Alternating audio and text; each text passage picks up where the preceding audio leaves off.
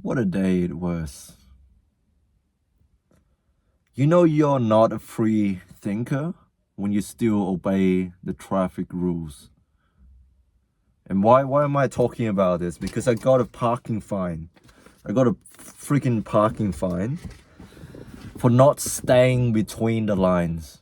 Now, I know what you're thinking. Hoi, you're stupid. You should have parked between the lines.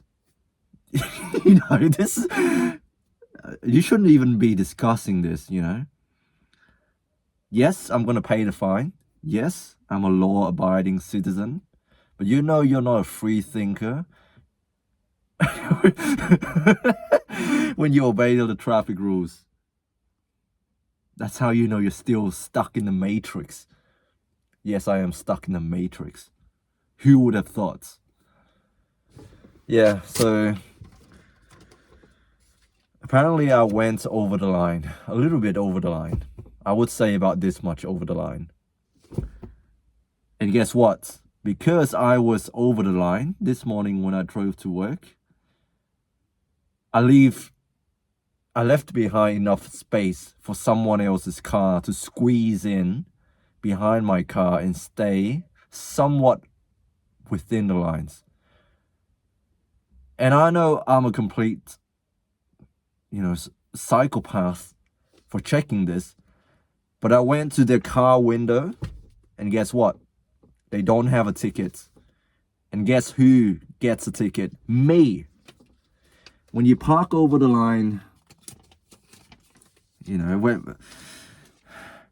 when someone else squeezes in your space, but they are within the line,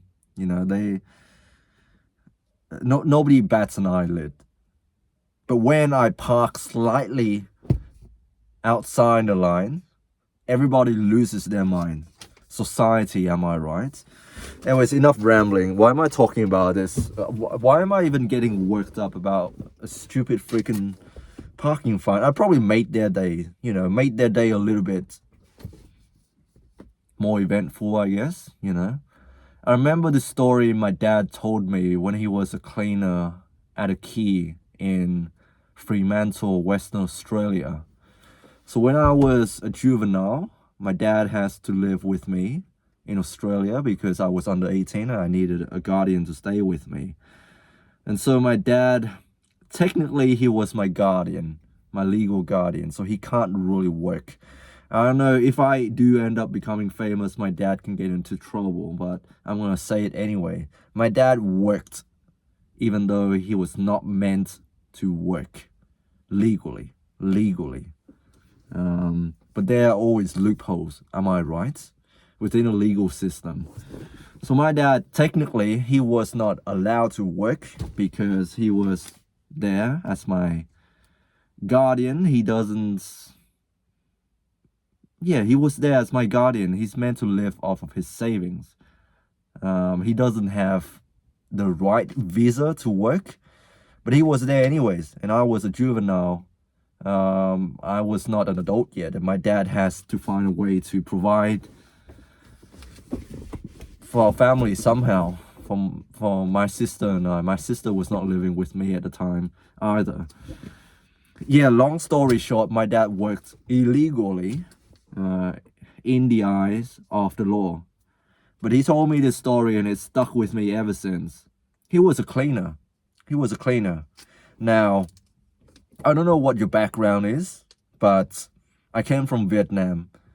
And I remember growing up, my mom, my teachers are always telling me, kids, if you don't study hard, if you don't get a job, if you don't have a good degree and, becoming something successful, i.e. an engineer, i.e. a doctor, you're gonna be doing these jobs which pay pretty much nothing. And, they use the job of being cleaner as an insult. Like if you don't study hard, you're gonna end up being a cleaner, and that is the greatest insult well, to me anyways, that's the greatest insult that anyone could give you when you don't do well in school. Hoi, he's not doing terribly well in mathematics. He only came, 20th out of a class of 60. He's going to become a cleaner. Or Hoi, he sucks at literature. He sucks at writing essays. You know what he's going to become? He's going to become one of those beggars out on the street selling lottery tickets. Those are the biggest insults that anyone could give to a child in this competitive, academically driven society. If you don't do well academically in Vietnam, like if you become, God forbid, a tradesman, someone who works with their hands, a farmer, a blue-collared worker, bad. But anyways, I took that mentality with me because of my childhood trauma. I came to Australia, and what do I see? I see these people are the building block. They are the backbone of society. They keep our society running. Our tradesmen, people who fixes stuff, people who build stuff, people who maintain stuff, people who grow food, people who look after other people. I have massive respect for them. But what was my mentality back then as a kid growing up in Australia? Being a cleaner, that's shameful. So when other people ask me, what does my dad do? What does your dad do, Khoi? Are your parents here with you? Boo-hoo, you don't have your parents with you. Boo-hoo, your parents are not together. What does your dad do? Does your dad make money? Hell no, my dad doesn't make money. He's a cleaner. I never tell anybody that. Sorry for going off on a tangent. But anyways, my dad told me one day he was cleaning up and he saw this parking inspector in the car park that he was cleaning up at. And the guy was depressed. Well, maybe my dad over-exaggerated his story a little bit, but he told me, this guy, he looks really sad. He walked up to my dad and he said, man, even though I probably get paid more than you, I don't know the true dialogue between them, but he said something along the lines of, even though my job is easier, my job is cushier than yours, people never seem to respect me. Every single car that I gave a ticket to, when the driver gets back, they start swearing at me, they start flipping the bird at me. But everybody, even though a cleaner probably doesn't make as much money as a parking inspector, maybe the job isn't as glamorous, but every single person that see you, he was talking to my dad, they say thank you to you. They appreciate you for keeping the area clean. They appreciate you. And yet, when they see me, they despise me because I give them a freaking ticket. And that reminded me of that story. Today I got this ticket. I think about my dad's story, and I think maybe this guy, maybe he had a very uneventful day, and he saw my car, this blue station wagon that so happened to be slightly in front of the line, not quite in the line. The car is slightly in front of the line, and then there's another car that managed to squeeze in behind my car, and it fits perfectly within, the boundaries. He thought to himself, hey, there's something for me to do. I feel like I'm making a difference. I'm gonna give this guy a freaking $100 ticket. I've done my part for society. I feel valued. Sorry, I'm making this sound worse than it actually is. It's not that bad. Trust me, guys. I'm just being overly dramatic here. That seems to soften the blow a little bit when I put it into perspective. Maybe he's doing something good for society. Maybe, a healthcare worker rushing to get to work. No, I wasn't rushing to get to work. I wasn't thinking straight this morning when I didn't park my car properly. Sometimes I think I'm giving back to the community by paying these tickets.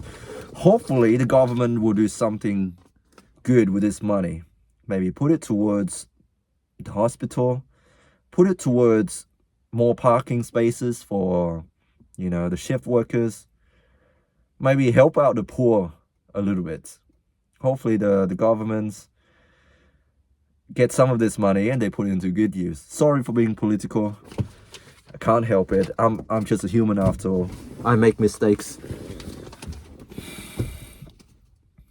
Anyways, my slingshot came in the mail today from the United States, and I'm so keen to try it out on my bench press.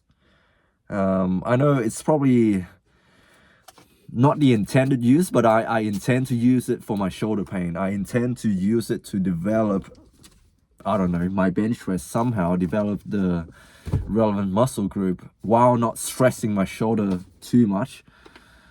And I've told my coach about this, and we're probably gonna try it out next week. Just something light, just to get the movement retrained again. I'm not going heavy. I'm just, I'm just finding a way to train my bench press without hurting my shoulder. Anyways, I better get home now and rest up. Tomorrow is a heavy deadlift day, followed by work. We are buying half a cow tomorrow. Luckily, Aaron found someone to share the meat with. Aaron is going to perform at a comedy show, a stand-up comedy show this Friday.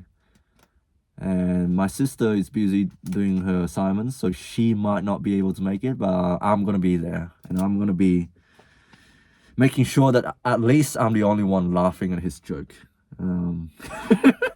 So yeah, I'm going this Friday, and then I have my exam next week. I just found out that someone has recently blocked me because I didn't reply to them in a timely manner. I don't blame them. I'm not that close to her anyway. She blocked me. I know this because I can't find her profile anymore. But yeah, sometimes I don't reply to you in a timely manner. And I don't blame you at all if you want to block me. Because I know how it feels to not receive a reply in a timely manner. And so I'm going to inflict this pain onto others. Nah, I'm joking. I'm joking. I'm seriously joking because life gets in the way. And